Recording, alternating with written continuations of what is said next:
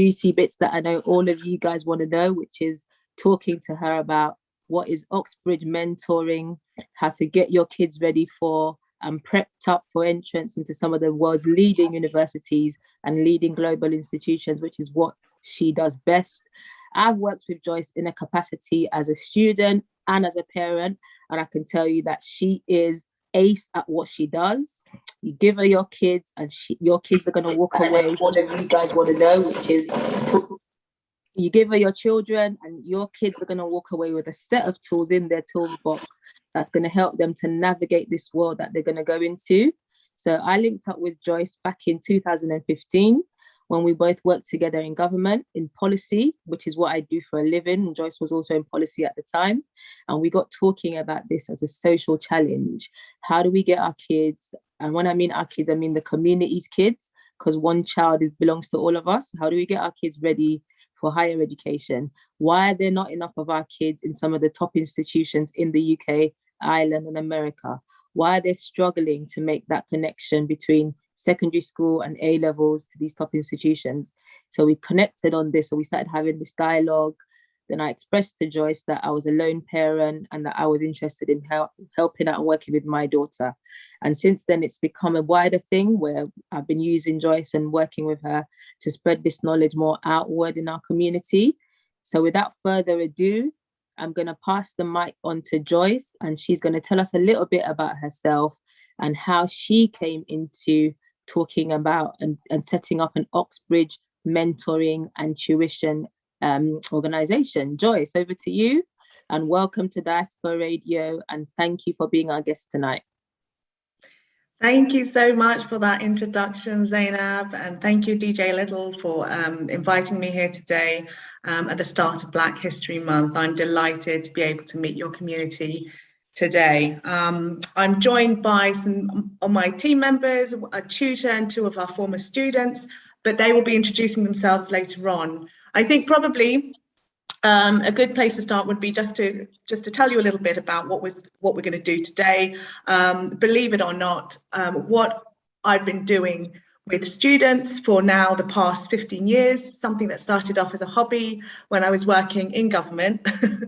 10 years on, I left the day job to push forward with this, starting up a charity in the process in 2018, and really now I've kind of put heart and soul into mentoring and developing students holistically to really kind of plug those gaps, address those gaps, the jumps between GCSE and A-level and university, and then from university into career. So if there's one thing that you'll remember today, Insight Education kind of addresses those gaps in jumping from higher education each time. Okay, so Zainab, maybe it's a good time to remind listeners about this. Yeah, it's a very good time. Thanks, Joyce.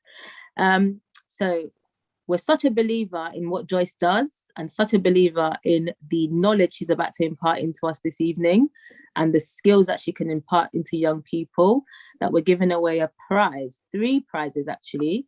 So what you can now all see on your screen is a question, and it's a multiple choice question, and we're gonna, the 3 first callers or texts with the correct answer win the opportunity to have an hour's free mentoring with Joyce, reviewing either their CV, cover letter, Oxbridge application if it's forthcoming, because we know the deadlines are October the 15th, or any other type of mentoring and on the spot coaching that you might require. So this is your opportunity. Take a look at these questions, guys. We probably will flash them intermittently as this session goes on, but take a look at them. The phone number is going to come on your screen very quickly, and it's the first 3 callers or first 3 correct answers by text. Diaspora Radio is going to get in touch with you and set up a session with you with Joyce so that you can receive your free mentoring and coaching. Great, thank you so much, Zainab. Maybe for those who are listening, I would encourage you maybe to take a print screen of what's here, so you can have this in the back of your mind whilst we're going through the the presentation. Okay, so I'm not going to spend too much time on this, just so that you know who I am. You can look me up on LinkedIn some other time, but I think the main things that you know is I'm someone who is from a regular state school, went off to Oxford to read history, graduated and entered the civil service. I decided to study a master's whilst working full-time in my day job, and then insight education really was like a hobby.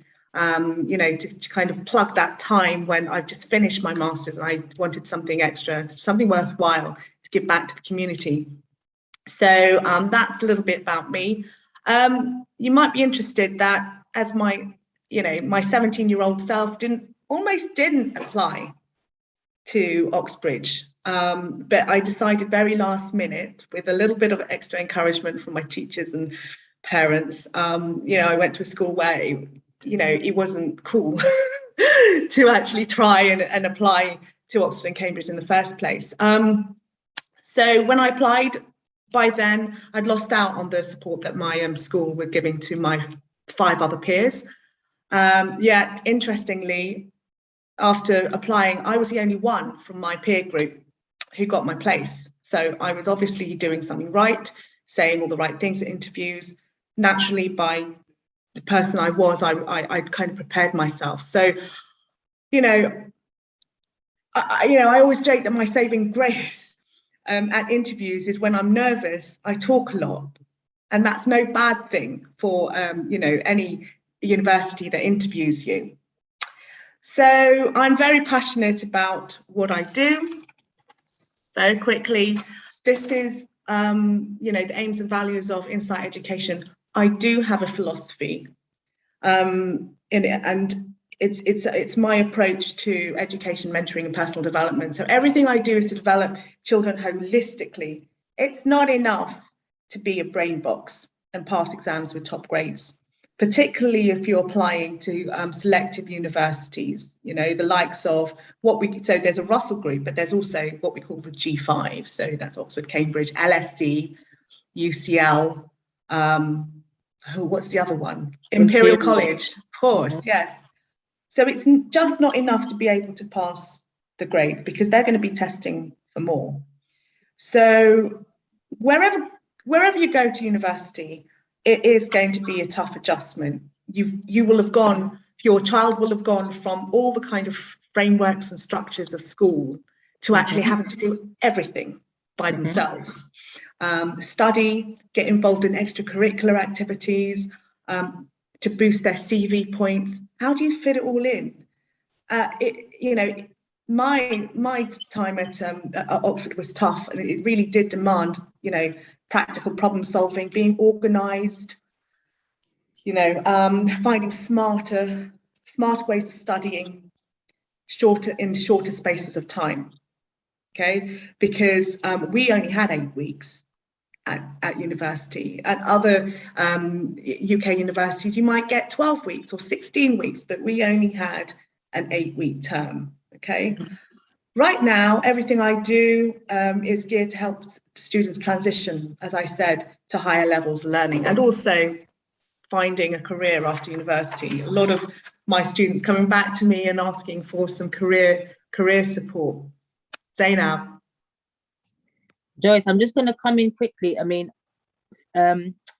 you said something very key there, which is that you were almost not going to apply to Oxbridge at the age of 17, right? And we have a lot of parents with kids at this time. They're thinking it's time to start applying to university right now.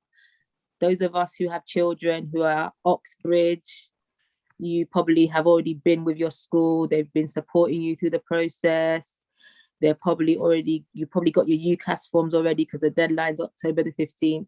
Likewise, those of us who are applying for medicine and those sort of premium courses at university will have been ready, prepped up, working with school. What advice can you give to parents who are listening now, and to students who are listening to you now, who are maybe like you, who are like, I'm not quite sure what I want to do at 17. I don't even see myself as an Oxbridge candidate or a Russell Group person. I don't know anyone in my family or in my background that that is going to apply to those kind of institutions, what advice would you say to them as someone who had those doubts and questions in your mind, but you overcame them and you applied and you were able to get in and get your degree? I think that it's very difficult as a 17-year-old to recognize whether or not you have talent. I think we all underestimate ourselves at that age and through lack of confidence. I think that if you're a student who has been receiving top grades, GCSE, and at GCSE and all right the way through schooling, really, for the subject that you intend to study at university, that should tell you something. And also, there's a lot of, some students really suffer from lack of self-confidence in actually applying in the first place. But my advice is, you know what? Nothing comes from nothing. So give it a go, because you never know where you end up. And to be honest, Zainab, I didn't think I'd actually get my place. I really didn't. I went in thinking, okay, I'll go up. I really actually enjoyed my experience, but I really didn't think I got my place, but I did. And I got my place at one of the colleges which had the highest rate of independent and privately schooled students. So that was interesting. What I would say to parents is not to leave it too late. You know, the likes of, the likes of other parents in other nations, so, you know, China, Russia, but also some of our African parents, they know that it can take a long time. So we have programs in Oxbridge mentoring from GCSE upwards, so that, you know, you're drilling all those skills, thinking approaches, problem solving skills over 2 or 3 years. So by the time they apply to university, everything is second nature. So that's where we want to get this community of parent and students to. Don't leave it too late. There's benefit in longer term planning, and as a result, things can just go on in the background. I mean, our mentoring sessions are once or twice a month. That's nothing, you know. Whereas if you were to leave it really late, then, and you're preparing for entrance tests and interviews, it could be as much as 2-3 times a week, you know, and you really don't want to put your child through that. And maybe it's a good place to talk about why you have to prepare in advance, because let me just give you a insight into the hallmarks of an Oxbridge education. First of all, it's dialogue based, so that's stemming from Socrates. Okay, exploring a topic through discussion. If you're not from a background where you have those discussions at home, it can be very difficult to articulate and express yourself. And that was me in my first year at university. I felt awkward, and I really want to kind of avoid students feeling the same way. The universities encourage critical thinking. So even if viewpoints go against the grain of popular thought and acceptability, that's, you know, students are free to explore their views and topics within tutorials or supervisions, as they're called at Cambridge. Another hallmark of Oxbridge education is creative problem solving. So getting students to use their competencies learned at GCSE and A-level, but in creative ways. Everything that's asked in the test paper or in interviews can be solved if you're studying a maths-based subject using GCSE and A-level. It's just, it's questions are asked in a very unfamiliar way than in the exam paper. And then emotional intelligence. There is a big emphasis in interviews on opinions. What do you think of what you've read? Do you agree with that author? Okay, so just a little bit of a good reason for really starting preparations quite early on. Joyce, I'm going to come in quite quickly. Yeah. Something you've just said there. So early preparation, early start is key. So just one quick question, which I think all our parents and young people on the show are probably eager to hear from you about. How early is too early? Sorry, say that again. How early is too early? How soon How should you get early is started? too early? Okay, so I think that probably too early would be anything from before GCSE.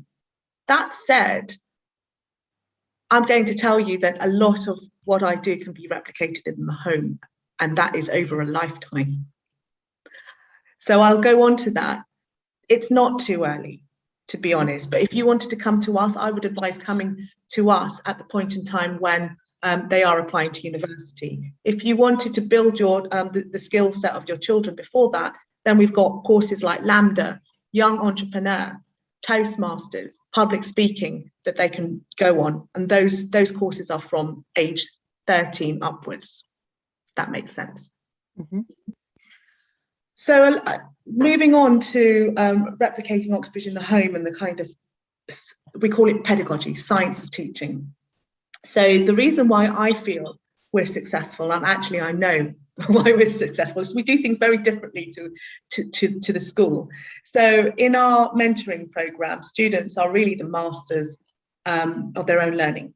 They lead the process with detailed support and guidance from the mentor. So if you think of the analogy I like to use is in the school, the teacher is at the front, at the blackboard or at the whiteboard. Okay, student is there listening to them, soaking up information. When they come on board our mentoring program, the student is at the front, and the teacher is at the back, and the student is guided to answering their own question or problem using our advice. So that's the difference. Learning by doing, basically. So really, with enough repetition over time, you know, as I say, these skills become second nature. The great emphasis, as I said, is getting students to reflect on their learning. I think there's a lot of emphasis in schools in just doing. You need to do this in order to get the higher grades, but not enough time reflecting. So what did you learn? And then, you know, instilling further desire to explore their subjects further. That's the difference in what we do. So some examples here. Before COVID, we met students from all around the world. Everything that we do as a company, you know, our academic mentoring approach filters through all our services, even to actually teaching teachers in Nigeria how to write excellent teacher references. You know, it filters through everything that we do. So the real emphasis is learning by doing, and so my mentoring program is kind of focused around that, and really kind of emphasizes student reflection, critical thinking, creative problem solving, being able to develop informed opinions, and also kind of the main thing here is developing traits and behaviors for success, which actually we will come to now. So, as I said, our approach is not just doing, it is about shaping and molding the student to become a better version of themselves. So here, what we try and do when students come aboard is start a learning log or an achievement log by the end.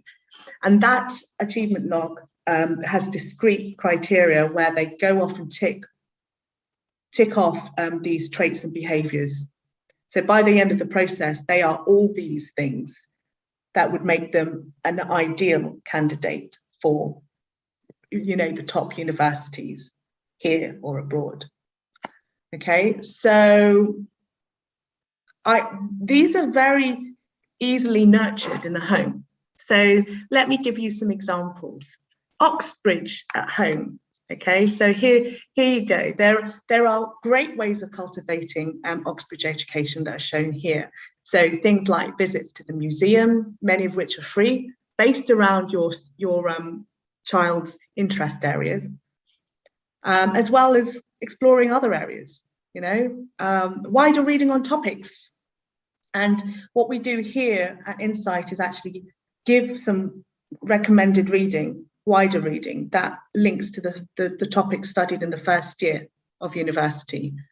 Super curricular activities. So all of you must have heard of things like model United Nations, schools debating. If your child is particularly talented at sport, encourage them, make them or encourage them to play it at the best, highest level that they can.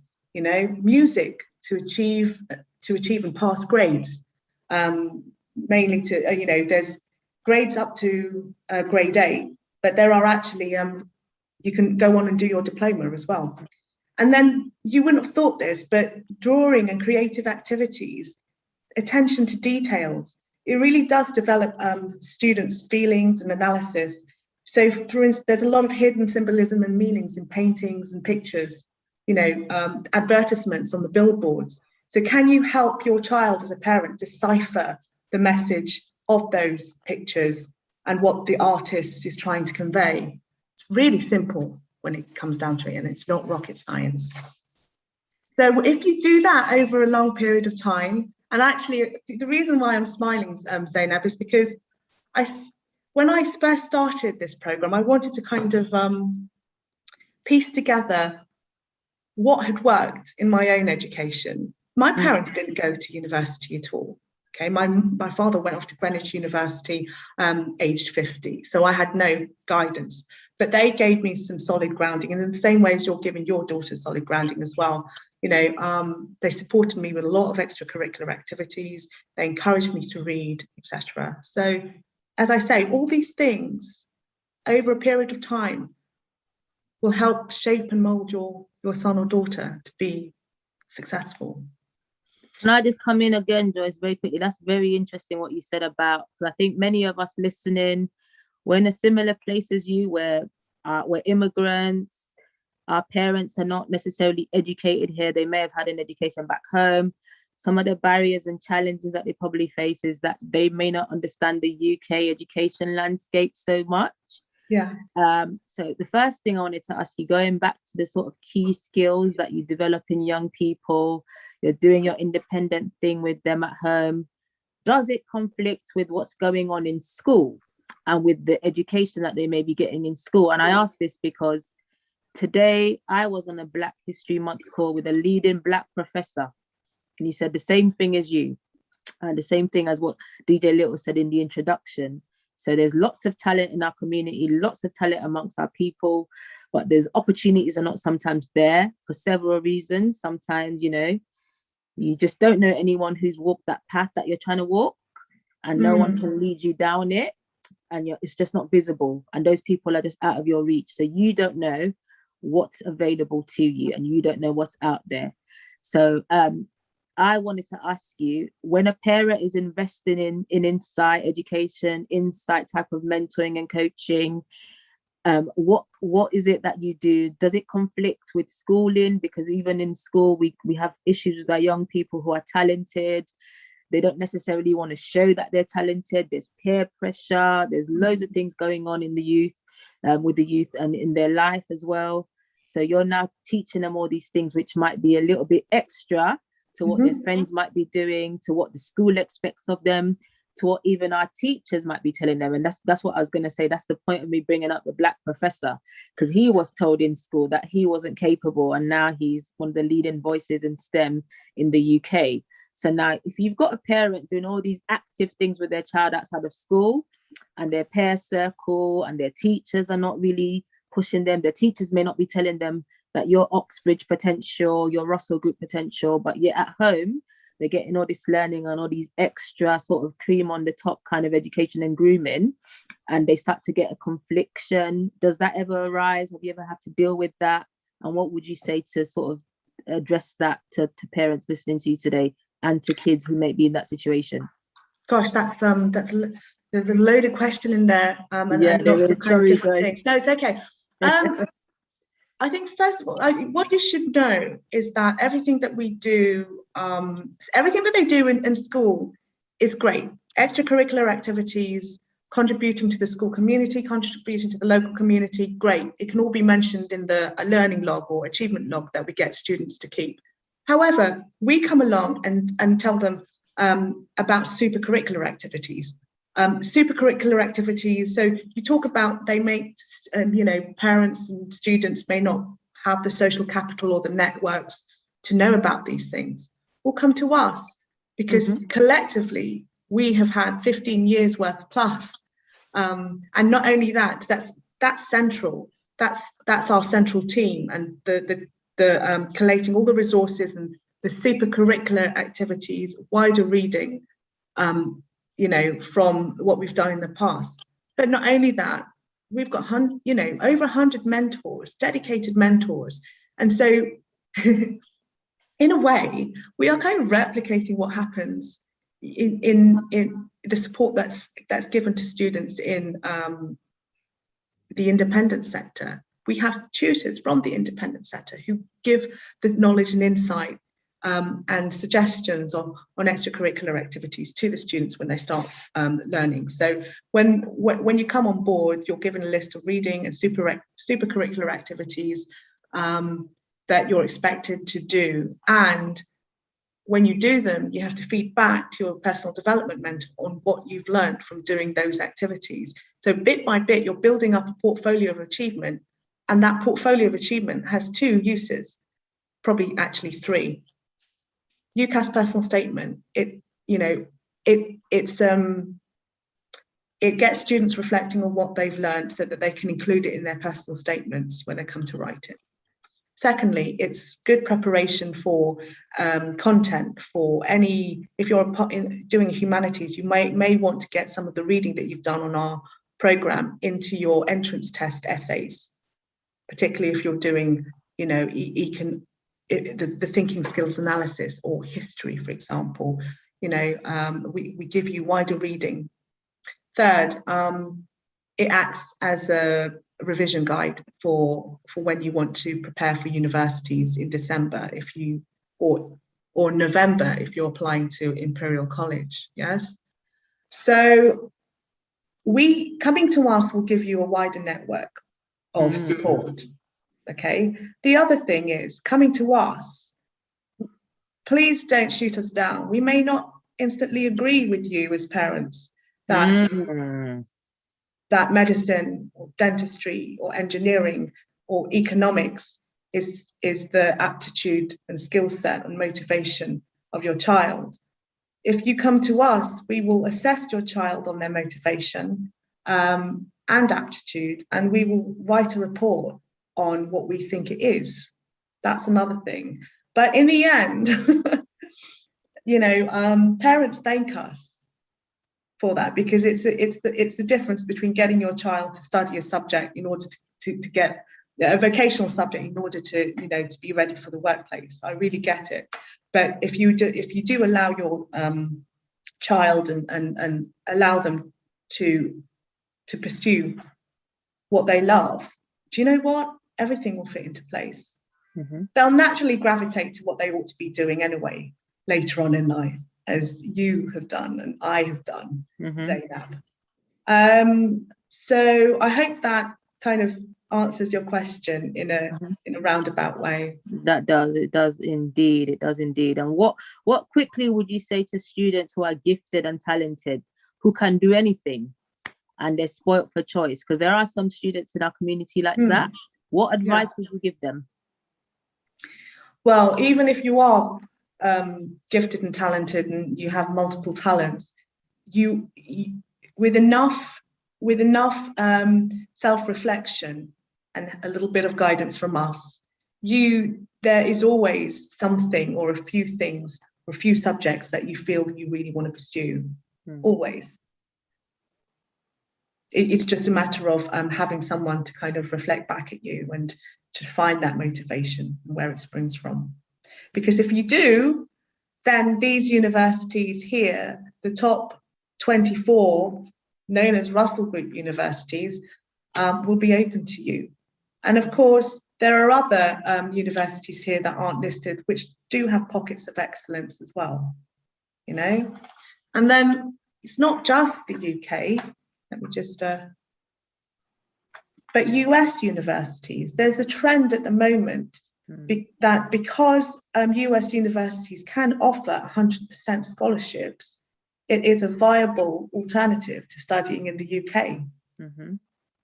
So with our academic mentoring, Oxbridge mentoring program, we have been helping students with their common application to US universities.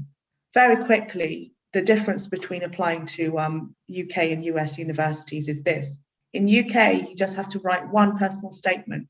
That personal statement goes off to your list of 5 universities.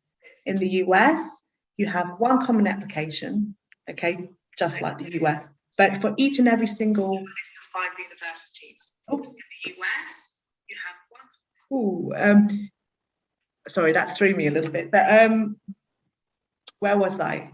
When you apply to each university, there's something, you have to write sometimes 2 to 3 essays. And that's a lot, but there is a way that you can do it efficiently. And if you're working with us on UK universities anyway, and building up your portfolio of achievement, then that is really all you need to help, and with a little bit of guidance on how you would express yourself in your personal statement for US universities. That's all you need. So I think now we're coming to, how you would ace Oxbridge entrance tests and interviews. And we have some techniques and frameworks that we've taught students, including your very own daughter. So the first is we encourage our students to keep their answer real. So the gold standard that we aim to reach for students to reach is that as part of answering any interview question, they either in the humanities, this is, and to a certain extent, biosciences, you can answer using either the real technique or the PESC model.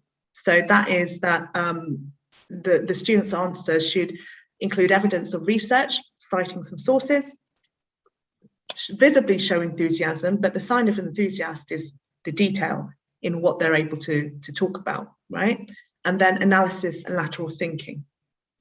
Now, as part of analysis and lateral thinking, we encourage students to kind of keep a balanced perspective. So bringing in political, economic, social, and cultural considerations into their answer.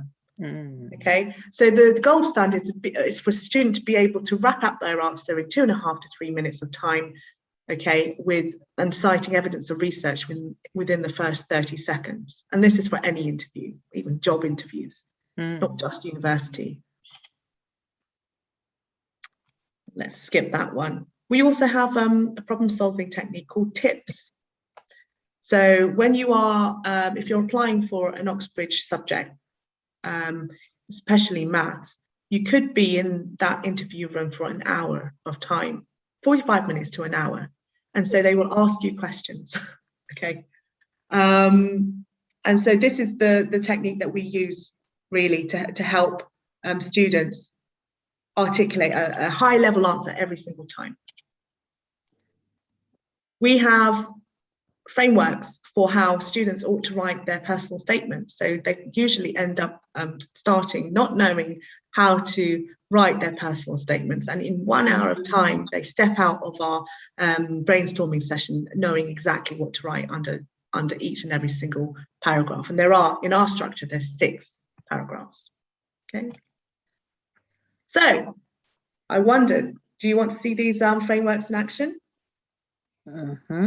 I would say that the answer is yes. So look, I'm going to stop sharing screens and I'm going to bring in, so Daniel, Osman and Gleb, if you can unmute yourselves, and maybe we'll start with Daniel first, and maybe introduce yourselves to the listeners. Producers questions, please, from the viewers on the audience. Would that be okay? Before sure. That would be brilliant. Okay. The first question is coming from Margaret. She says, Joyce. That's my auntie. Hello, auntie. He said, please, how will you carry out the assessment? I presume that was based on your previous explanation. And she elaborated to say, please, can you elaborate more on the assessment process, please? Sure. Okay. Absolutely. Well, when students first come aboard our programs, they receive a mock interview, and that mock interview assesses them on their motivation and their critical thinking skills and problem solving ability at that point in time, so that we know how much of a gap there is to being the Oxbridge caliber student that they need to be. Okay, it's quite a logical process. Come to us first. We will tell you how much of a gap there is, and whether or not we'll give you an honest opinion as to whether or not, in the time available, we can help your son or daughter prepare for university admissions. Yeah, so hopefully that answers your question. What was the second part, DJ Little? The second part is Margaret wanted you to elaborate on the assessment process, and I guess you've probably covered that, and from the response which you've just given. Well, the assessment process is, so I think maybe she's asking about the Oxbridge admissions process, in which case I can tell you very quickly that it starts with an earlier Oxbridge deadline of the 15th of October, very much like anyone who's applying to medicine school, actually, 15th of October, by comparison with, it's usually 15th of January, right? And then if your subject demands that you have to sit an entrance test, they are normally in early November. And after that, mid-November, they may ask a student to submit a an essay if it's a humanities student, right? And then it ends with being an invitation to a December interview. Yeah, and interviews normally take place for the sciences. Daniel, is it normally, maybe starting in the final week of November and then going on to, is that right? Yeah. Okay.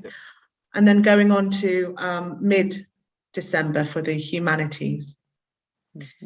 But fear not, because there are ways that you can prepare and coach your son or daughter with our help in how you answer these questions. So maybe I can ask Daniel to just come in here, just to kind of showcase some of our techniques for the audience.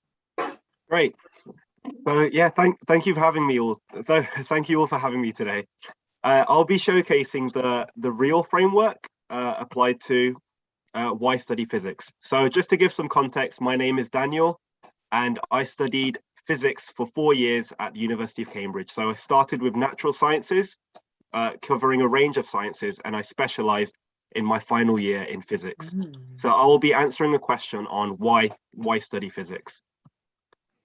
So, oh, I'm not able to share my screen. Should I?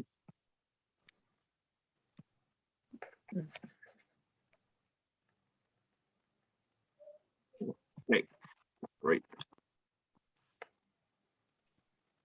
So, something. So the question I'll be answering is why study physics? So I'll be going through the real framework, which discusses research, enthusiasm, analysis, and lateral thinking. So to answer the question, why study physics? Well, physics is a science that is concerned with describing the world around us and nature and phenomena in terms of forces and energy. So we try to understand the world around us by mathematically describing the things we observe and trying to apply either equations or predictions to how things should behave. So, this was So the reason of why we should study physics as well is the pursuit of knowledge. So physics as a subject tries to understand the world around us, and some of the knowledge that we gain in physics is applicable in the real world in applications such as engineering and medicine, when we create X-ray detectors and bone tracers. So the knowledge we gain from physics can be applied in very useful situations. But as well we can understand physics just for the subtle bits of knowledge that we can gain from it.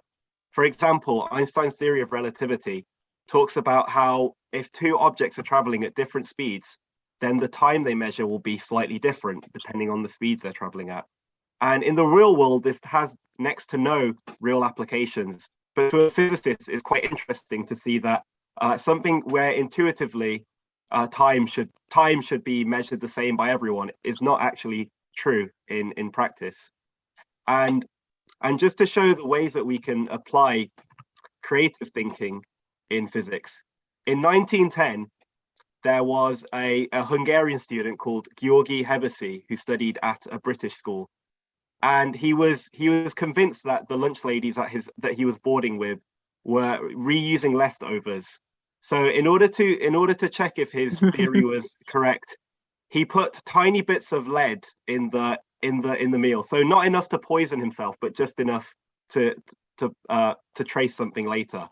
And his colleague called Hans Geiger had developed the Geiger counter, which tries to measure the amount of radiation coming from a radioactive substance. So on Thursday, when he got his new meal, so 3 days after the Monday meal, he used the Geiger counter to measure the radiation coming from the meal, and it went click, click, click. And that meant that they were still using the leftovers from Monday in the meals later. And these were the reasons he was becoming sick. So he was convinced that these were making him ill. So he managed to use his physical knowledge, and using the lead that he applied to the meals, he was able to then work out the reason as to why he was sick. So using physics can be used in a range of applications, whether they are to find out why you are ill, but also in the pursuit of knowledge, such as things such as the time differences between things moving at different speeds, and also using them in applications such as medicine, where they can help save lives and understand what is going on with people. So this is why I believe we should study physics as a subject. Brilliant. Thank you, Daniel. Really interesting kind of example for lateral thinking there. Can I quickly bring in, that was real. I want to show you how PESC can be used as part of the acronym. So Osman, where are you? Hello, Joyce. Hi. Hi, everyone. Yeah, thanks for having me as well. My name's Osman. I'm currently studying history at my final year at the University of Warwick. And what I'll be taking you through is a PESC question. So PESC stands for political, economic, social, and cultural. And these can be used to answer an interview question that requires you to look at something from a lot of different perspectives. So I'll bring up my screen. And the question that we'll be looking at today is, do bankers deserve the pay they received? And this is taken from an economics interview question at university. So looking at this just to start with, sorry, I think the PowerPoint has zoomed in a bit. If I just, there we go. Following the impact of the pandemic and the change to lifestyles that has been driven by working from home, the issue of pay bankers received has remained an important point of discussion in society. Just recently, the Western Bank Morgan Stanley has raised its salaries for entry-level bankers for the second time in a month, increasing the amount of competition for new talent and the amount of discussion around this topic. And the argument that I will go for in this question is that bankers do deserve the pay they receive, which is substantially higher than the national average for a number of reasons. Politically, banks are regulated by the government. Economically, bankers create larger benefits for their clients. Socially, higher banker salaries contribute to society through taxation. And culturally, bankers work on average longer hours than the average worker. So going into more detail in each strand, politically, the pay received by bankers often reaches national headlines, especially after the 2008 financial crisis. This crisis saw greater government intervention in the regulation of banks, which included the salaries of bankers. Currently, therefore, the government is able to have a say in how much bankers are paid, and this was recently seen when greater bonuses for bankers at the Royal Bank of Scotland were vetoed by the government, so they didn't allow it to go ahead. And this regulation shows that the government is monitoring current levels of pay, and therefore it's at a level that is deserved and has been deemed appropriate. Economically, bankers are highly skilled workers that are employed by private investment banks to conduct deals for their clients, whether by raising funds or advising them of acquisitions. For example, the $30 billion purchase of Actelion by Johnson & Johnson, which is a company famous now for its role in vaccine production, was assisted by its investment bankers called Lazard. So even if Lazard had reduced the purchase price for Johnson & Johnson by just 1%, that would have saved Johnson & Johnson around $300 million US. And because these deals are so massive, the small improvements that bankers are able to make can actually end up saving a lot of money. Socially, it could be argued that bankers' high salaries may be seen as unfair in wider society, possibly causing social tension due to the widening income and wealth gaps. However, another way of looking at this problem is through improving the living standards of the very poorest rather than looking at the overall gap. As such, given that currently UK incomes above £45,000 per year are taxed at 40%, and income above £150,000 is taxed at 45%, high salaries mean that bankers pay a higher amount of tax, both nominally and proportionally of their salary, which the government can then use to improve the living standards of those on no or low income. And finally, culturally, the aspect to consider is the average amount of hours worked by bankers. An average investment banker works around 60 to 70 hours per week, which can often rise as high as 100 during busy periods. A recent news story that junior bankers worked 95-hour weeks created a lot of tension and generated a lot of media attention. This is far beyond the average 37.5-hour work week for full-time workers in the UK as of 2016, restricting the amount of time that bankers have to spend with their families and also on their own well-being. As such, though bankers may enjoy a very high salary compared to the national average, they often have to work far longer and more unsociable hours in order to achieve this.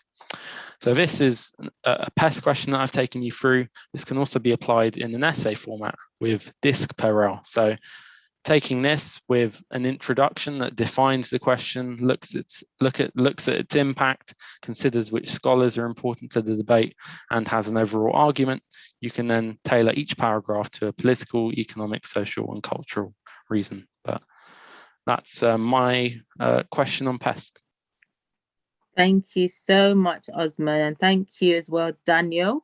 I'm just going to come in quickly because actually the PES and the real model, they actually help you survive at university as well. So if you're doing a humanities subject, you're doing a social sciences subject, you're expected to write in that way to be successful. As Joyce said earlier, when you go for job interviews, they don't quite tell you, but you're expected to answer the questions using that sort of similar model for you to be successful. So a lot of takeaways there. And the reason why we put that in there for you guys is just to show everyone this is about a way of thinking, and it's a way of structuring your thoughts and analyzing your thought processes and being able to show people that you have those skills. And that's what makes you get admitted to these universities, these institutions. And that's what makes our kids get these jobs and these top roles. And ultimately, it's what the skills that you want to be embedded in them really early on.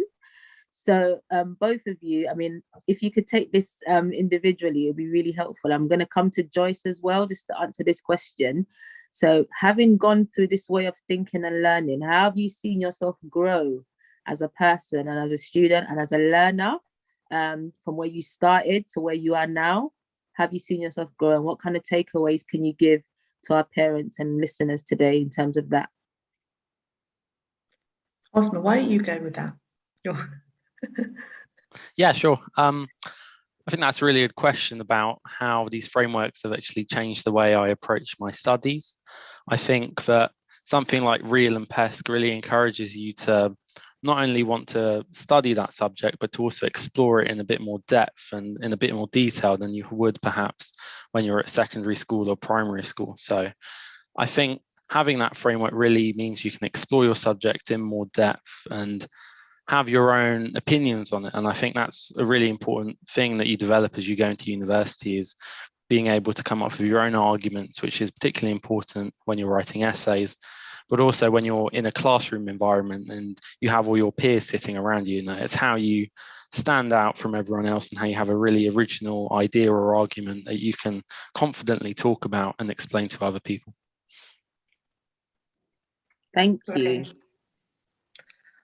So I think probably with me, I wish somebody had taught me how to write decent essays before going up to Oxford, because I really struggled in my first year. Had I the Diaspora method, I think it would have been so much easier.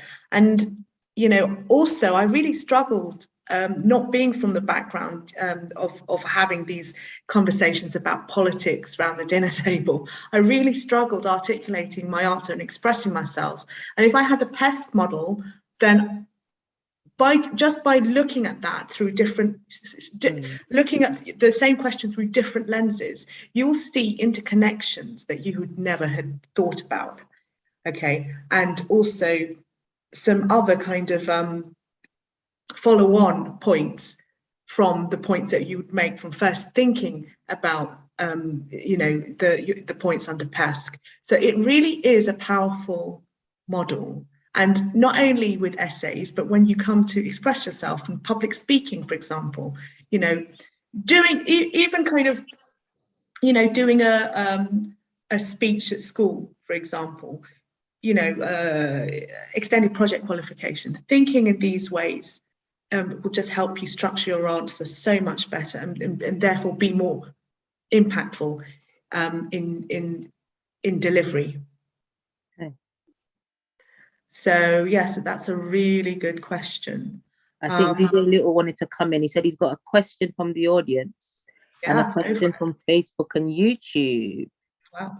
Yes, thank you very much. I want to say thank you to Daniel, Osman, and the program is going very well. We're getting the engagements that we're expecting, so that's a good thing. I've got a question from prayers in the closet from YouTube, and his first question is just made one or two comments as well. But his first question is, how would you promote learning through play, which is learning by doing? So both of those are questions, i.e., how would you promote learning through play, and then which is learning by doing?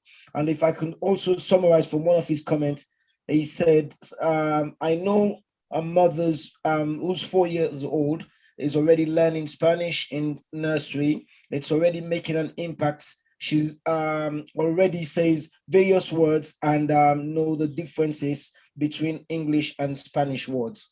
So that's coming from Prayers in the Closet. And so yeah, if you could go and respond to the question, please, Joyce. Thank you.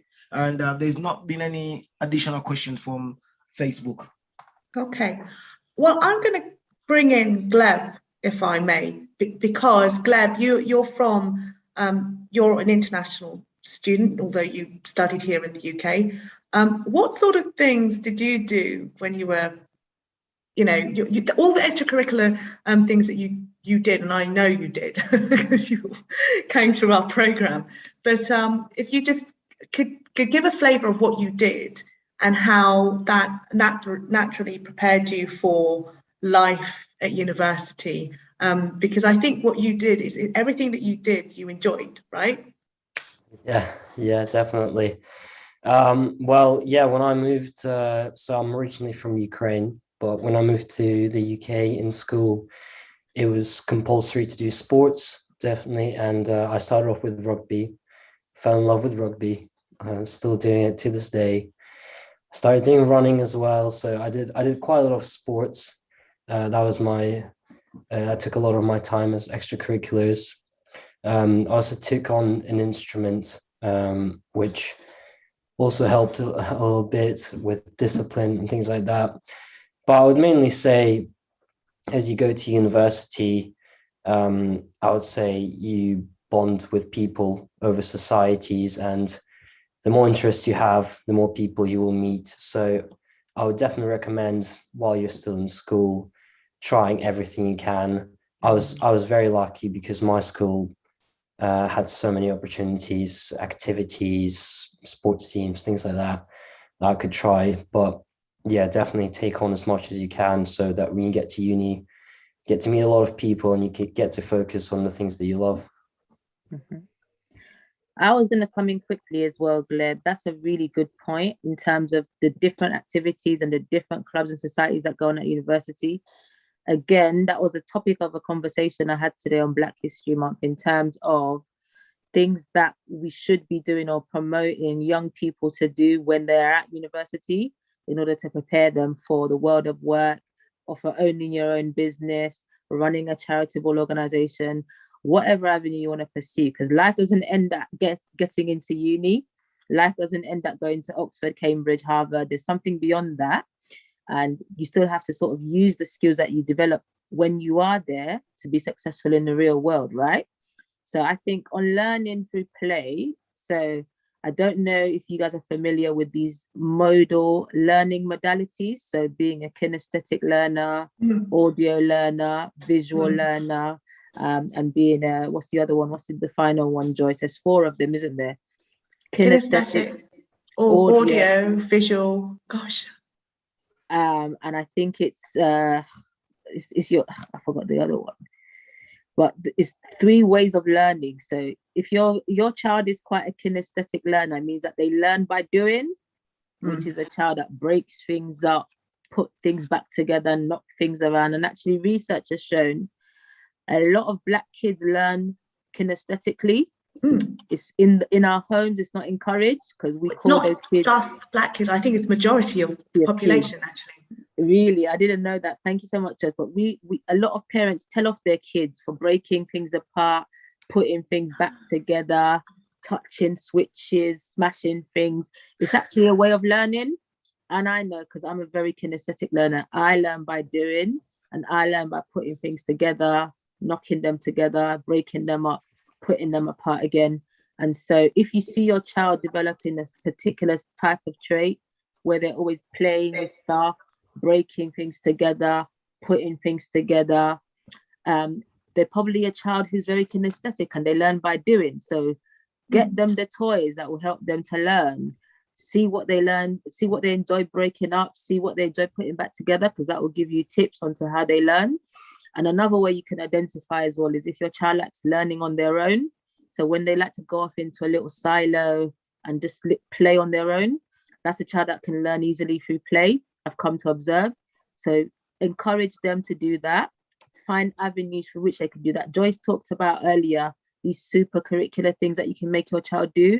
Go to the science museum, go to those places where you can actually learn by play, where you can break things apart and they allow you to touch things and put things back together again. And the earlier you do that with your kids, the better it is, and the better they'll get to sort of develop a sense of themselves and a sense of how they learn, and they can apply it in different contexts. Can I come in here, and Zainab, you make a really good point about supercurricular. So what is the difference between extracurricular and supercurricular? So extracurricular are things that you enjoy, which don't necessarily give you UCAS points, whereas supercurricular, I guess that's the supercurricular could be wider reading as well, but they can also give you, if you do it to a high enough level, award you UCAS points as well. So that's additional points on top of the points that you get for your grades, A, B, C, whatever have you. So that's something that's worth thinking about, because there's a real emphasis from some quarters or some parents and some nations on this. And, you know, I know that the likes of Chinese are really kind of focused on UCAS points. But I would say that if your child is struggling with their academics, no amount of supercurricular activities and additional UCAS points replace the fact that actually they really do need to go and get their grades. So there is a really good article on this written by one of our former students who's now at Cambridge, who actually thinks and looks at that very issue of whether or not to do 4 A levels, okay, or not, or conserve your time and energy into getting the top grades for 3 subjects and doing supercurricular on the side. Yeah, so it's a bit of a balancing act. And going back to you know, your parents' question on, I can't remember what it was now, but it was learning through play and the enjoyment of that. I think that that should definitely be encouraged. And also, if you don't know what your child is good at, encourage them to do a whole number of things. They'll soon tell you whether or not they enjoy it. So it's a little bit of exploration if your child is as young as 4, I think. I think, again, talent and aptitude will shine through. You just need to be a discerning parent. A little bit of exploration, a little bit of money, a little bit of time, a little bit of patience, and I think you get there in the end. Joyce, you just touched on A-level numbers and A-level subjects. Can you just speak to that a little bit for our parents? Is there still a prejudice amongst the top universities on A-level subjects and GCSEs and GCSE subjects as well in terms of their entrance requirements? And is there also still a prejudice on numbers? So when I was in school, it was 10 GCSEs, 4 A-levels for me. What is the current situation in terms of preferences of the leading universities? Okay, that's a really good question. So first, going to subject choices, I think that sometimes parents do need some advice when it comes to this. So for instance, unless you know otherwise, you'd probably think that I'd like my son or daughter to study law. I know studying law A-level would be a great choice, but it isn't. The types of subjects your son or daughter ought to be studying if they're on course to become a lawyer would be the likes of what we call hard A-levels, so the more traditional A-levels. Things like English literature and history, where you actually have to spin your argument and also find evidence to support and back up your arguments, is everything that these universities are looking for. However, you can actually study things like psychology, which in some circles is considered, a soft A-level. I think that if combined with hard subjects such as economics, history, and psychology, if you're thinking of going into law, that would be perfectly fine. But I think that yes, I think there is still a snob factor about what subjects you should study at A-level, and this also kind of filters down to GCSE level. 9 GCSEs is really the national average. Now, if your son or daughter goes on to study 10 or 11, that's perfectly fine, so long as it's not going to detract from getting those top grades in the rest of the 9. So for example, if you're from a nation that speaks French as that would be totally fine to actually add an additional GCSE or A-level. We've got, I think that other nations are very good at this. So for example, the Chinese come over and some of them to get UCAS points, take a Chinese A-level, for example. You see, so there are some things like that. Gleb, did you do Russian out of curiosity for A-level? No, I decided not to. Okay, but you could have done, for example. Yeah, I could have, probably. So I think, Zainab, it's a relevant question and a highly relevant one as well. I think that we've had some examples of how real and past is applied to subjects, so it can be used to answer interview questions. What we haven't had is how you would answer an interview question which is maths based. So I wonder whether it would be a good time for Gleb for you to just step through the tips technique on a past question. Would that be okay? Very quickly. Yep. So I haven't formally introduced myself. I'm Gleb. I'm studying math and computer science at the University of Edinburgh. I've actually been through the Oxbridge mentoring program straight after my sister as well, so I've known Joyce for a while, and I learned this technique ages ago. I'm at university now, and I handed in a piece of work yesterday, and I still use this technique. So if you're interested in math, definitely listen up. So the tips technique, as Joyce has said, tools, information, proposal, and state. I'll walk through each stage with an example question, which is, what is the value of the integral seen on the screen? This is a question from math admissions test. That's the test that you take to get into Oxford. So tools. Tools is, which tools are we most likely to use in this question? So from the two brackets, I can see difference of squares, and the integral, I can see definitely going to use integration techniques. Information is about what information are we given in this question. So what are we asked to find? So we're given an equation of a line, and the integral suggests that we're asked to find the area under such line between x equals 0 and x equals 1. Proposal is when I propose a solution. So I would say step 1, I would probably rewrite the two brackets into one using difference of squares. Step 2 is rewrite that integral into two different integrals using the integration techniques. And then finally use reverse chain rule, which is another integration technique to find the answer. And state is when I actually state what I just proposed, state the solution. So as we can see, after the integration, we get this bracket, which is a third of e to the power 3x minus a third of x cubed. We plug the values 1 and 0, and we get e to the power 3 minus 2 over 3. And that's, as you can see, I talked a lot. And when you're at an interview in Oxbridge, that is the most important thing that you can possibly do. Because as you start talking, you start to realize where the question is going, you start to realize where the answer is going to be. And B, if you're going down the wrong path, the interviewer will definitely tell you, you know what, check this, maybe this will be better.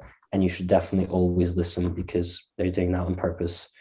But that would be it for me. Thank you, Joyce. Thank you, Gleb. Thank you very much. I have to say that Daniel, who's been on our mentoring, our tutor now for how many years, Daniel? I think it's 3 years, coming up to 4 soon. 3 or 4 years. He teaches, you teach your cohorts every year this technique, and every single year you've had a success in Cambridge, well, Oxford, Cambridge, right? So yes, exactly. Is every year. It is a very simple technique, but a very powerful one. And it takes time to master, but that's the reason why we have the likes of Daniel and others who are, you know, personal development mentors and academic mentors. Academic mentors are usually the ones who have been through the whole process and have graduated. That's the difference. So I hope that's really helpful, and really it's open to others to ask questions to us whilst you still have us. If there are any questions left to ask. Joyce, I just want to come in really quickly. 2 points from me before we kind of go to the audience. Thank you. That was really, really good. I mean, maths was not my strong subject in school, and I think anyone who knows me will tell you that I absolutely hated it. I was forced into a higher set in school, and I skipped as many of the lessons as possible. No, I'm only joking, guys. Don't try this at home because you need your maths GCSEs. So one of the things, you've talked a lot about Oxbridge there, and I know you specialize in Oxbridge, sort of what we call the elite top 5 universities. Can you just quickly talk to us about the difference between Oxbridge and those other universities? Because there's a slightly different application process, like you said, there's a slightly different deadline, but what normally happens, and why is it important that parents get the applications into those kind of what we used to call leftover universities back in the day? They're not leftover universities, but that's the nickname. What's the sort of advice that you can give to parents in terms of application, because a lot of people who applied to Oxford, Cambridge would be applying to those other universities as well. Places in them get taken up really quickly. So Joyce, can you speak to that for us, please?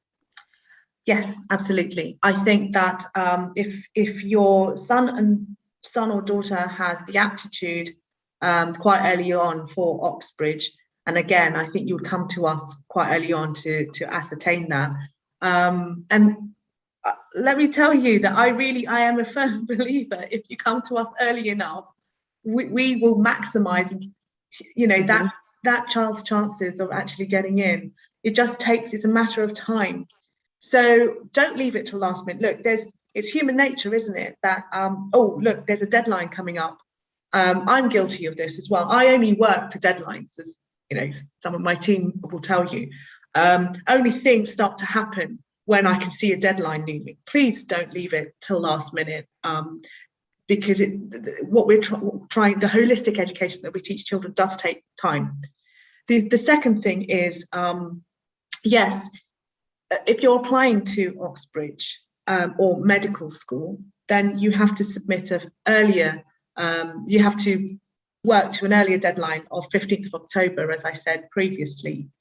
Now, this is an advantage as well, because even if you apply to Oxbridge, but the other universities also get your application early, and that is a benefit because it beats the rush of all the rest. And we know that universities can offer places as applications come in rather than wait until 15th of October. To be honest, the majority do give out offers after the 15th of October, but we've known students to receive offers quite early on as well. And that's alongside applying to putting in their applications early. Now, if you're not applying to Oxbridge, that's fine. It means that you've got a bit more time on your hands to perfect your personal statement. And if you see that your personal statement lacks any reading or any kind of subject-related supercurricular, that's fine. We can help with that. Yeah. But we would also encourage you not to wait to the 15th of October, 15th of January deadline. Beat the rush. And even if you're not applying to Oxbridge, submit your personal statement, let's say by the end of November, early December, if you can. Get it out of the way. And I can honestly tell you that like Joyce is an ace at this. She can whip out personal statements. She can give your children so much support. And as I said, it's a way of thinking. And from going through the process, I can tell you your children will never be the same, because they'll think really differently. They'll approach life differently. They'll assess situations differently. And you'll just see the growth in them and the changes in them. But before we go to the audience, Joyce, and I just want to thank you so much for your patience, and thank you all your panelists that you've had to join us today. I want to speak on one thing really quickly, which is about rejection, because it does happen. And I can tell you, been on the other side of the coin. So my story completely different to Joyce. I was identified as an Oxbridge student in school. I never had to ask my teachers whether or not I was going to apply. They made me. I went for the interview and I didn't get in. And I ended up at another university, quite similar, but not quite Oxbridge. What advice would you give to students in that situation? Because some people might be in that situation very soon, or might be seeing that rejection letter. Some people don't even get invited to an interview. So if you get invited to an interview at any of those universities, it's a really big deal. When I was in school, when somebody in our school, I got an interview, and that's as far as I got. When somebody in my school didn't get an interview, it was a really big deal. So what advice would you give to people who are about to maybe send off that application? They might get rejected at interview stage or at application stage. What kind of tips would you give them for personal resilience, bouncing back, and knowing that it's not the end of the world if you don't go to Oxford, Cambridge, LSE, Imperial, and UCL? There's other things available to you, and you can be just as successful in life, even if you don't go to one of those institutions. That is a fantastic question, and I'm going to hand over first to Gleb, and also then to Osman. And please tell the audience how you coped, because obviously you stepped through that very process yourself. Yeah, so I'll start. So I think that's why it's very important to apply to all 5 So you send your personal statement to all 5 universities, wait for all the offers to come in, and if it's an rejection, well, there's nothing really you can do about it. Focus, say, I said, maybe to calm myself, I said that place wasn't for me. So put Edinburgh next, and here I am. And, honestly, as a person that I am, I'd probably enjoy Edinburgh more than Oxford, because they work you really hard on your academics. And if you're a very all-rounded person, and you should probably remember this, if you do want to focus on your sports, if you want to focus on other activities like entrepreneurship or anything like that, do you remember that other unis may be better for you, because Oxford and Cambridge, they do ask a lot from you academically. So I was upset for a day, but we move on to bigger and better things. You really chose the party city, didn't you, Gleb? You went, right, what's the town famous for? Great night out and drunken student nights. I know your secret. Secret. Yeah, pretty much. And that, Gleb, all credit to you, because you're very much your own person, and you, even before, when at the point of applying, you have quite an entrepreneurial spirit, which I know you're continuing in your second year of university now. Let's go on to Osman, actually. Yeah, I think similar to Gleb, it's just about I'm not seeing it as the be all and end all, and keeping that positive mindset. And yeah, just, even though you didn't get into where you wanted to, where you did get into, it's just doing your best, committing yourself to that, and then, trying to make it a success. Osman, I think you've stopped short of actually selling yourself in the recent success that you've had. Do you want to tell everyone what success you've had recently with your job? Yeah. So I managed to get an internship over the summer. So it really shows that it doesn't matter where you go. It's about what opportunities you can find there. So I was able to get in touch with my university's career services, and then that led to something good over summer. So getting to do an internship and having that experience, which I think is really good as well. So it's not seeing university as a be all and end all. It's looking ahead, to what a career might be like after that as well. So. Don't you have a job offer? Yeah. So it's about looking for that, and then just having that support of the university career services, which is really important. Yeah. Great.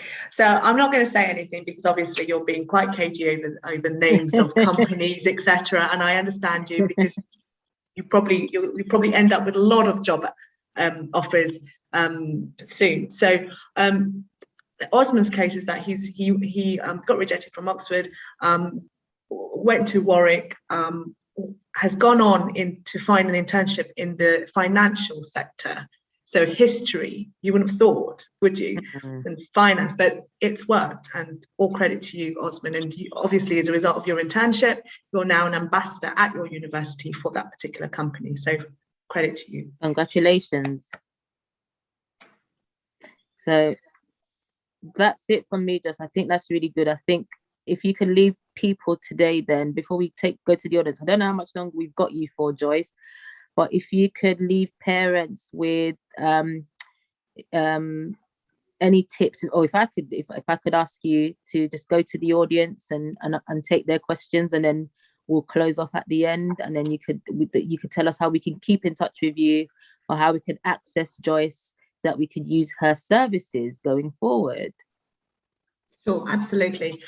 Well, several things. So if you wanted to give it a shot, I'm going to leave Zainab to kind of remind you on the competition that's being run today.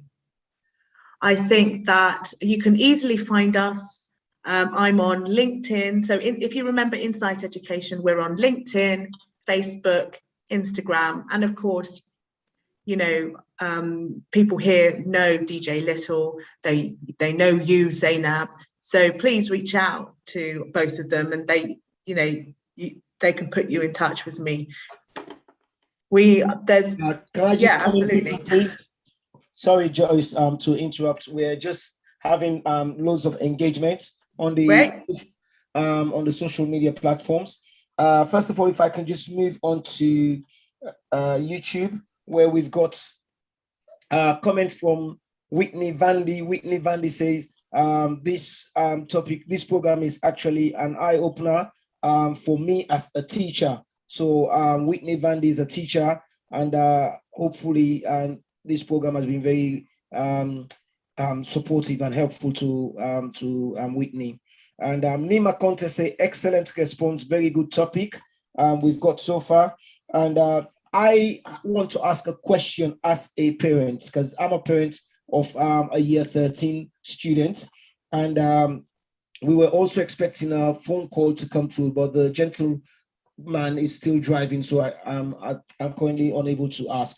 But I will hopefully ask you that question as well. So my question, first of all, as a parent, I have a year 13 student who's currently preparing for all the various universities. And she was once, she is gifted and talented. She was once invited when she was in year 10 to visit one of 10 students who were selected to visit Oxford, just to have an insight. But she's toyed around with so many different courses as in what she wants to study for her A-levels. And what can we do? What sort of advice can you give to me as a parent? She's now made a choice, obviously, but there will be other parents out there who may not have been in that, who may not have had the choice to support their child. What advice can you give to the parents as well as the child? Because I know you touched on it at the beginning, to allow them to select something that they're happy with. But we are from the school of thought where parents almost have the say to what their child should study at university, because they want them to go into what is seen as, from an African perspective, an income earning career. So yes, that would be my question, please. That's a really good question. I think first of all, if you allow your child to, to follow their heart, they will become a leader in their subject, a leader in their community. If they know what they want to do, and that they have the passion to pursue it, allow that to flourish. Otherwise, I think it's a case of working with us in collaboration, because we know the statistics of, we know the most, the most competitive subjects at Oxford and Cambridge. We have those statistics. And I think it's by working with us that you yourself will receive that insight, and you yourself might change your mind, or even think it's still a good idea to pursue it. And then it's a case of helping your son and daughter realize that they have the aptitude and skill set for it, or we will detect that misalignment and work with you to find a solution. We're all about finding solutions here at Insight. If let me give you an example. We've dealt with African parents who said, I want my son or daughter to go into medicine. So we interviewed the son or daughter for medicine. No, they didn't have any passion or drive for it. Oh, my son or daughter wants to, let's change it to dentistry. Again, no passion or drive for it. Then we detected this aptitude for analysing text and literature. And we've had to help that particular student have really honest and transparent conversations with their parents, who eventually allowed her to follow her heart. She went off to Cambridge and came out with the first, just by allowing that to happen. And now she's earning her money in, as a kind of middle manager. She's got her promotions in the communication sector using her English languages degree. Okay, thank you very much, Joyce. That was excellent. Thank you for that response. I will take that on board, which I may be able to share to other family members, because I have to say we have been able to our daughter has now made choices, because we started initially because of our knowledge and our ability. We thought you're going to do law and general persona when she was a child and the way she can conduct herself, but she's also very strong in performing arts and all of that stuff.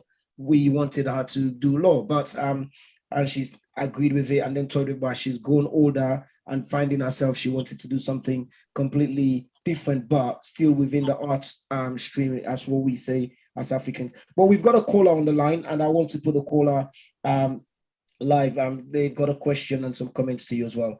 Caller, you're now live on air. Please feel free to ask Joyce your question or your comments. Oh, we just lost the caller there. Just at the point of that was my hands going a while. Okay, caller is back on. Hello, caller. Hello. Yeah. Hi, Joyce, panelists, and my obvious I'm excited. The reason being, I'm one of the community. Can we hear the caller? Hello, can you It's very muffled. It's very muffled.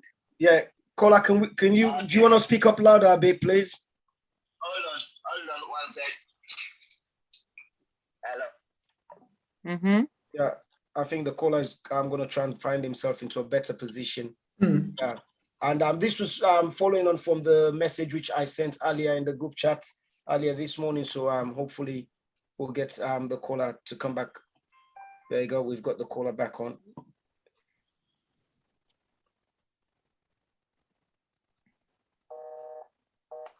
Let's see.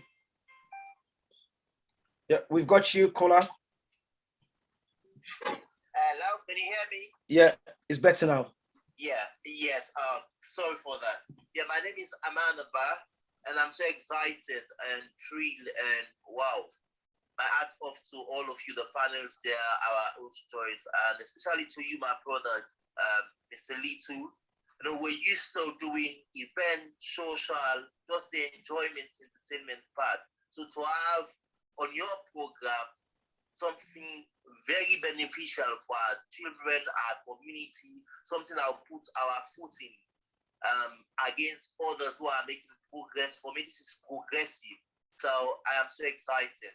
So my question is, to the panelists there, I know we're talking about secondary school going into university, but what is the springboard? Because I think I'm aware of the 11+ exam and other exam, which I think will be a springboard for our kids to build up a strong foundation before getting to the Oxbridge program. Because one thing I know for sure, I don't think in our community the education or the awareness is there for our people to know I have to push my child to get 11+, to get to a good secondary school, and then thereby get good grades to go to one of the best universities. Okay. It's a good point.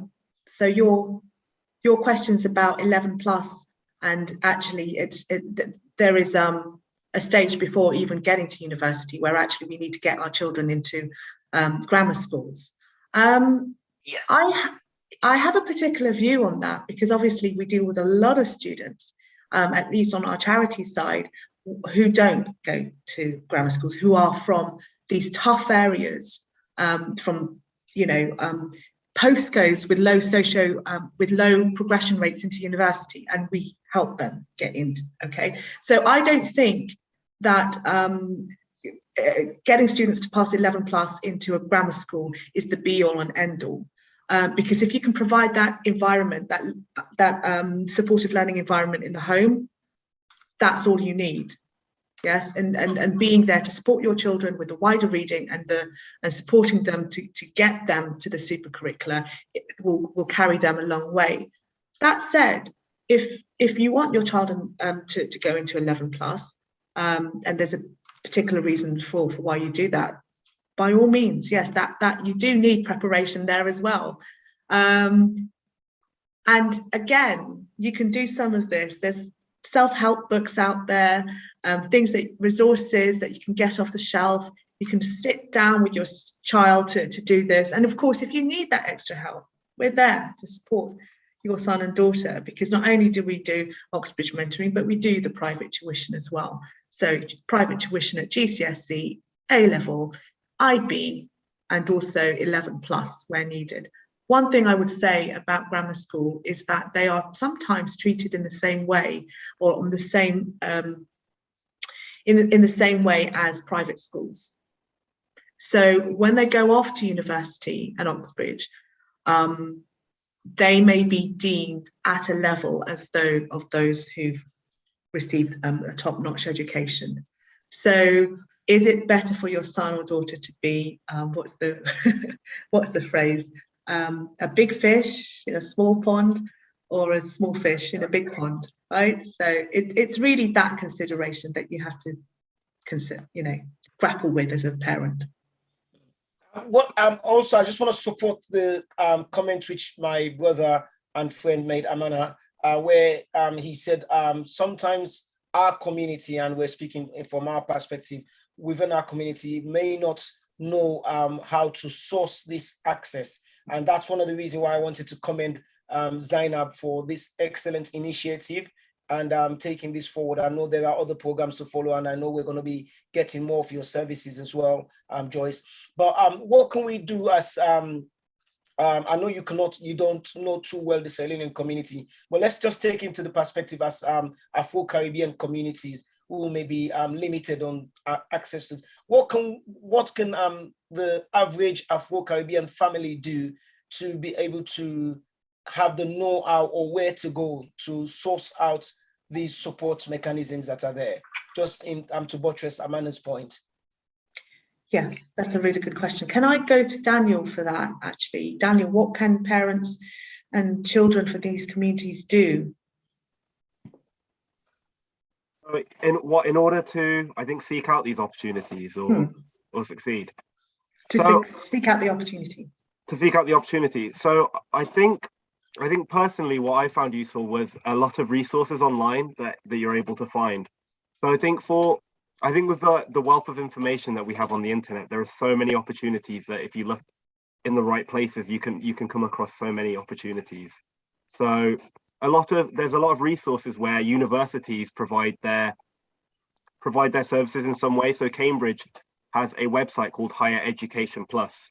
And this has lots of different, so depending on what subject your child may want to study, it has a range of subjects which give you introductions to, I think, university topics or university style of thinking, and also how you can bridge that gap to when in your secondary school or much younger ages.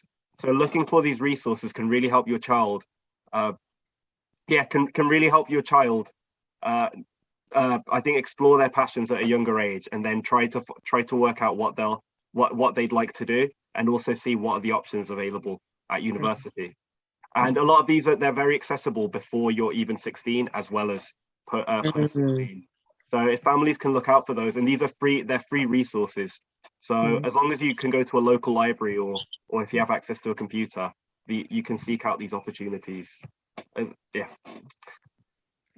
was just going to come in really quickly to say, echo everything that Daniel just said. So look at what the universities are doing, look at what colleges are doing, because a lot of universities now are going out there doing lots of outreach, trying to get to parents. They're running taster days, they run lectures throughout the year, they run competitions throughout the year. So I know Imperial have a fantastic outreach program for young kids. They have a science day every December, which I take a group of kids to, and that's all around learning how to get into science, STEM subjects, and that is from anybody that's age 11 and upwards. And I've even seen primary schools taking their kids to that. So look at their websites. UCL does the same. So for most of us in London, they have a great outreach program aimed at kids from primary school all the way through to GCSE, just teaching them about what subject you can study at UCL. You get to meet lecturers, you get to play in the science labs, you get to go in the engineering lab. I mean, it's a fantastic program of outreach. So just do your research, find out what universities are near you, and find out what they've got going on, and just link up your kids to them. Just email admissions tutors as well. Don't be scared to get in touch and start talking to them early on if your child is interested in that uni. Sounds a bit desperate, but actually lots of parents do it, and they get to find out what's going on. It's about building a relationship. And finally, I'd like to say there's organizations as well. So Joyce has talked about museums today, taking your kids on those trips, taking your kids to those exhibitions, to see those shows, to join those theatre companies. Do that, because that's another great source of resource. So going to museum open days, going to organizational open days. So if your child is interested in a particular thing, such as the National Geographic, they have an open day. Places like the Royal Society, which is a scientific organization, they have open days, and you can link up and get information and knowledge from them. And if you want further information, as well as bombarding Joyce later on, feel free to get in touch with me, because I can signpost you to a lot of these places and a lot of these things that are available as free resources for your kids and for yourself to enjoy in as well. I want to echo everything that Daniel and Zainab has said. Just think of it in this way. So when your child is doing a coursework essay, they have to write a bibliography. And sometimes when you read an article and you read the bibliography, it gives you pointers to go on and further explore. It's the same thing. It's the same concept when you sign your child up to an extracurricular activity, club, society, organization. You need to expand what we call the social capital, your network. So when your child starts engaging in the activities of that society, whether that be drama, sport, music, art, they will come into contact with other like-minded children. Those children will have done other things. They will learn about all the other opportunities available to them that way. Obviously, when you go and listen to them, or when you support them, you as parents come into contact with other parents who will also be able to share their ideas. So it's, one thing begets the other, and get yourself out there. I would. It's not all about kind of hard study in your room, shut off from the rest of the world. It's not all about study. It's widening your social network, and the opportunities that brings is endless, really. Fantastic. I think we're nearing to a close now. DJ Little, any entrants from the competition? I think what we're going to have to do is keep the competition open for the next 24 hours. If Joyce and Diana are happy with that, and then I'm happy with that.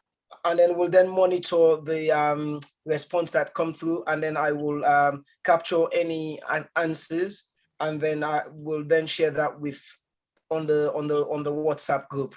As in terms of those who, well, I will agree with what Joyce said. This is the opportunity for our viewers now on Facebook and YouTube.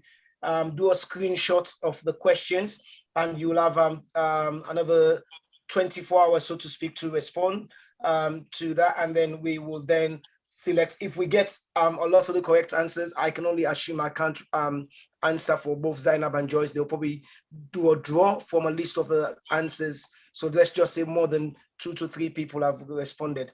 Are you happy to just do a draw as opposed to just going with the first person that's just responded? Yes, I think so. It's 3 people, isn't it? We said three prizes, so 3 1-hour sessions with Joyce to review your personal statement, coach or mentor you, give you a further taste of DISC, tips or PES coaching, just spend some time with you finding out your strengths and weaknesses and signposting you to what's next.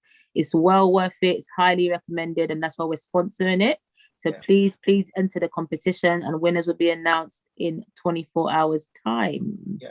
So Zainab, I don't know whether you want to go now and get final word from all our panelists before we can get Joyce to do a summary. Yeah, I think that would be great. Thank you so much, Joyce, and thank you so much for all our panelists for joining us today and talking about what you've got and the value you've got from working with Joyce, and the way it sort of changed the way you think and the way you approach life. Joyce, any final thoughts from you? Only that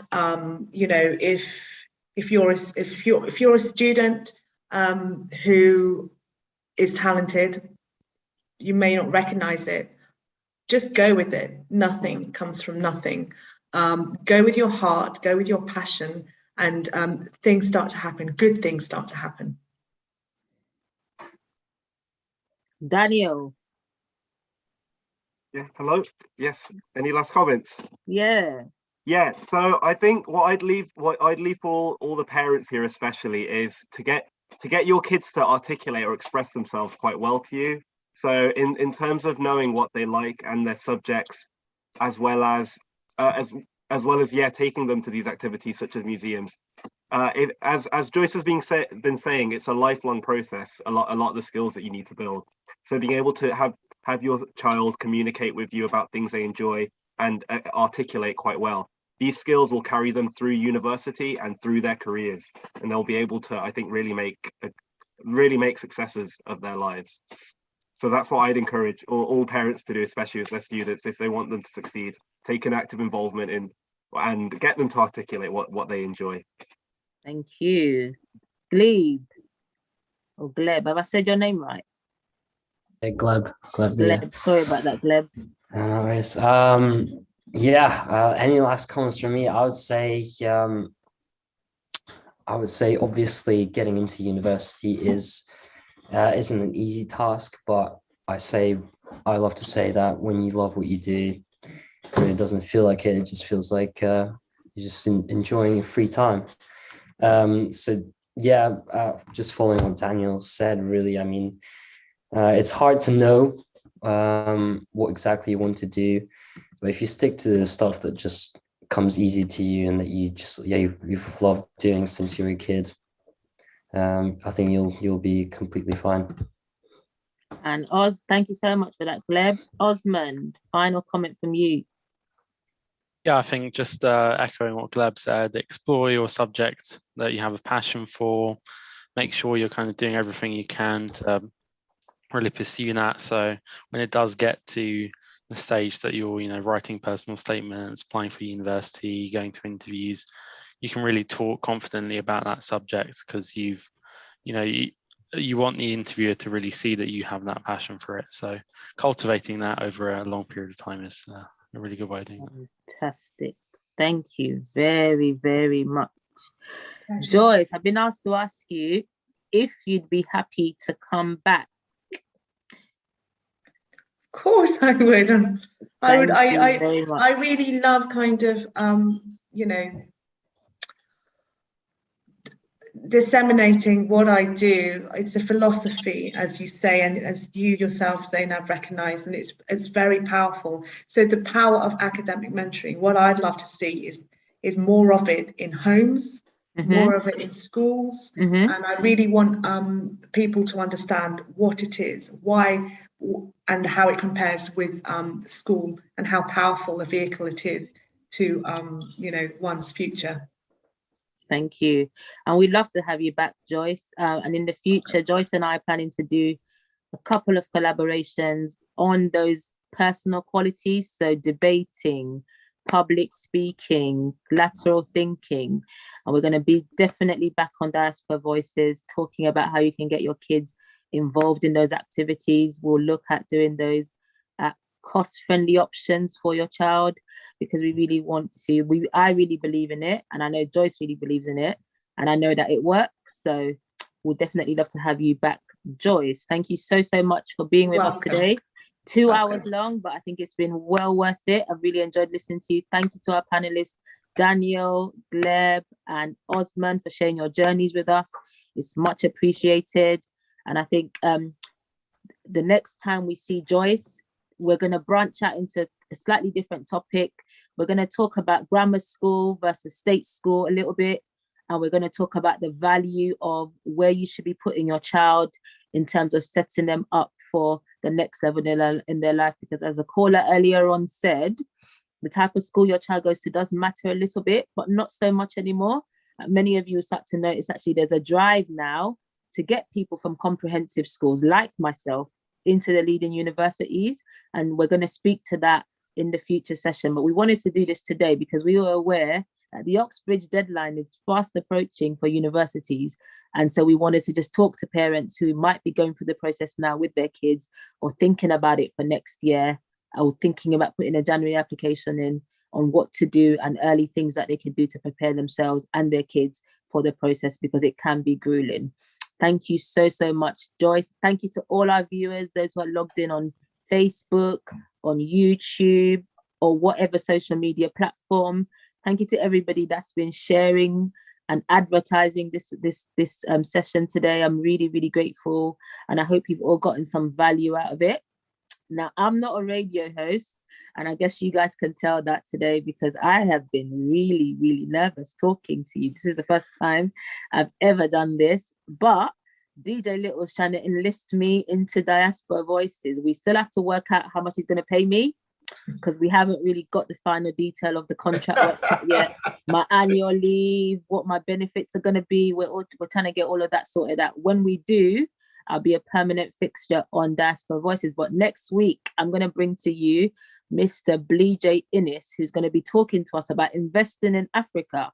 Now, he's a guest speaker for the annual Global Invest in Africa Summit.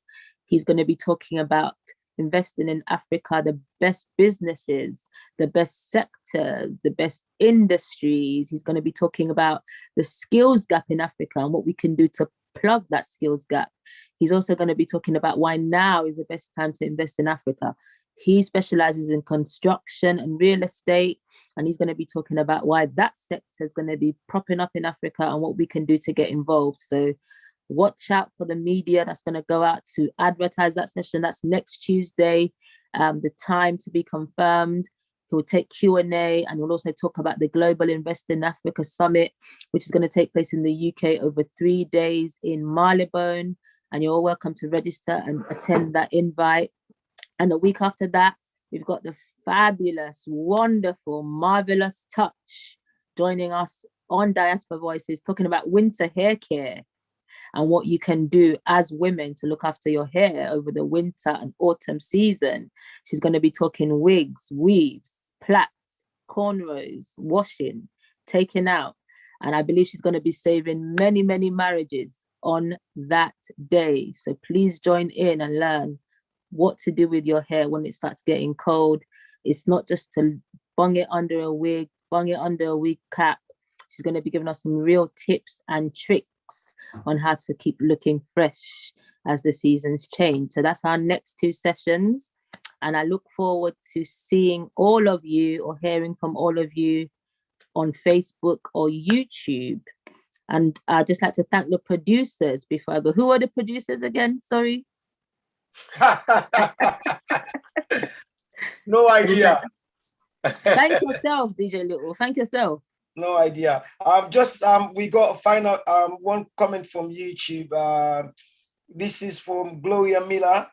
I think she's asking, do you want cheese with that wine? I think that was the time Zainab was actually picking up a bottle. I'm not sure whether it was. No, it's not wine tonight. It's sparkling water, guys. I noticed. I'm not on the liquor. Thank you. Yeah, Amy Bokari said this is really good as I am in this situation at the moment with my daughter. I think that was in relation to my question as well. And then Nima Contes say thank you for a good program. And and I want to use that opportunity also to say thank you to Osman, Gleb, and Daniel, and a great massive thank you to Joyce for stepping up and doing this and delivering such a wonderful topic. And you can see we've had a lot of engagement from our Diaspora Voices viewers. And if I can just encourage my panelists, that if we can give a massive round of applause for an excellent host, Zainab. I think you were amazing. Thank me. I was a great job. Well done. Thank you so much, Zainab. Thank you. You did not look, appear, sound like somebody that's never been there before. So well done. It was natural. So I'm looking forward to the following couple of programs to come. And for the viewers out there, please feel free if you have any topic that you would like Zainab to bring forward to this in conversation. You can send me a WhatsApp message. You've got my contacts, or you can contact the studio numbers, which is also out there on social media that you know. So we aim to continue to, as I always say on Diaspora Voices, we inspire communities, we raise champions. So that's the plan. So thank you, everybody. And we look forward to receiving Joyce and more of our guests as well. Thank you. Thank you so much. Okay. Bye. Just stay there whilst I just switch over to the to the You need advert. to end the if you end the show. Yeah, Joyce, if we, Are we off air? no, we're not off air. That's why you wait until I play the advert. Okay, just bear with me a second and we'll just go back and then we'll just take this there and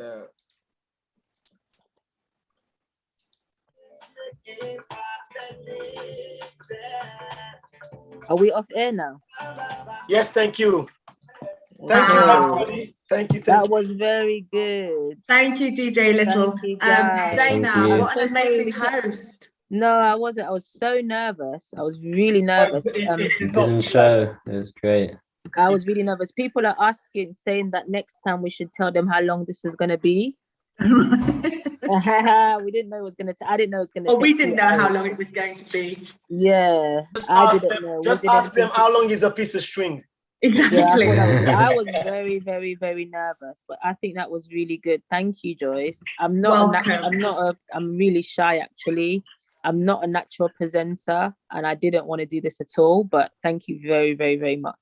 Welcome. And I just want to thank again Daniel, Gleb, and Osman. And really, Yeah, you guys are amazing. I said 1 hour of their time, and so I'm really sorry, but I'm just going to encourage them to just come off air now and just go off and do what they have to do. But very happy to just stick around for a few minutes, Zainab and DJ Little. Gleb, I'm gonna need some rugby training because I've always had a dream of playing rugby. I play football, I play tennis, I run marathon. So, but I want to play rugby, but I don't want to lose my front tooth. So the fact that you still got all your front tooth, rugby player. No, it's a little secret called a mouth guard. I had one somewhere here. If that's gonna protect me, then in bright pink. yeah, it has to be bright pink. Has to be. Thank you. Thank you, guys. Really appreciate it. All Have right. a lovely evening. What we haven't taken up of it. Thank you. Thank you. Nice evening. Take care. Thank you, DJ Little. Thank you, Zainab. Joyce, I think we need to do a summary. If we can let the others go, and then we can. Yes. Yeah. Daniel Gleb, you're free Thank to go. you, Joy. All right, thank you. Bye. Bye. Excellent. Well done. Great topic. Wow. I really enjoyed that, and some really good questions coming in from your audience. Yeah, I think it went down very, very well. Additional thank yous have come from Amy Bokari. We need this topic more often. Amy said we need more of this topic. So I think there's been a very strong engagement. It's been great. I just didn't realize that. Do you know what? Because I've looked at your other your other topics, and we're pretty new to this, and it's really great to see that you've got a really strong community. Yeah. And then more importantly also is complete contrast from what we've done. Prior to doing what we've done tonight, I haven't done this for like over nearly 2 years to have an educational topic. And in the past, it's been where I've been able to have a fly on the wall program like this, not being able to have somebody like Zainab. So it's been me trying to go out there, outsourcing somebody. For example, the advert which I'm showing, the Teach for Sierra Leone, there's a young lady, but she's mainly based in Sierra Leone. And whenever she's in the UK, I get to host her because the internet facility is really, really poor in Sierra Leone. So she hasn't been around for over 18 months. If you take into consideration the COVID that we've had. Yeah. So this has been, for me, it's a great topic. And how many people were on by any chance? Usually I'm not too worried about the live data.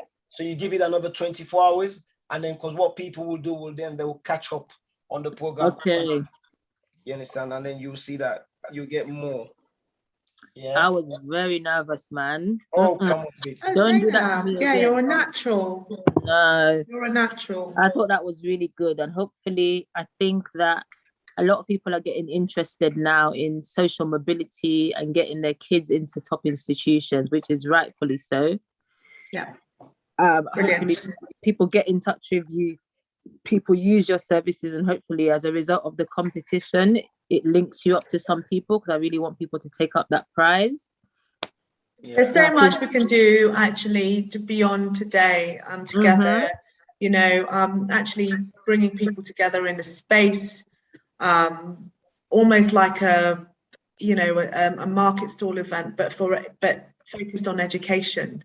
You know, so all the super curricular activities that we mentioned, maybe we could bring them together in a, you know, it doesn't stop here. It doesn't stop at all. It's a set of skills that just keep working in your child. And what I was trying to say as well earlier is it's hard to know the information.